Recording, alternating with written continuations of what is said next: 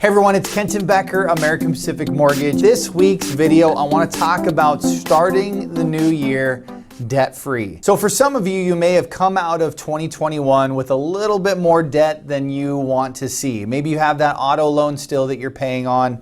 Maybe you've got some higher balance credit cards. You have maybe some student loans. Maybe just overall you have some higher interest rate debt that you've been trying to tackle, but it's just been a bit of a pain. And that is where a cash out refinance loan can actually be pretty beneficial for you. Now, we have seen interest rates go up a little bit on mortgages. We're starting to see those interest rates creep up into the mid threes. So that is still something we are keeping an eye on. We don't want to see those rates go too much higher because that can start affecting people's buying power. But there still could be an opportunity for you to do a refinance where you tap into some of the equity in your current home to pay off all of your other debts and become debt-free. Now, this really works best when you have those higher interest rate credit cards, or you have higher interest rates on auto loans, or maybe you're just trying to get things in control so you don't have those additional debt payments, and really all you're left with at that point is your house payment. This is something that we do a lot of times with clients. Sit down with them, look at what debts they currently have, as well as what their payments are on those debts, and then we'll see how much it could save them by doing a refinance to roll in those debts, essentially pay off those debts through their equity in their mortgage. Now, their home is still appreciating. That's an asset that's actually going up. Now, it doesn't work every time. If you're taking an interest rate or if you're taking a mortgage to use to pay off a very low interest rate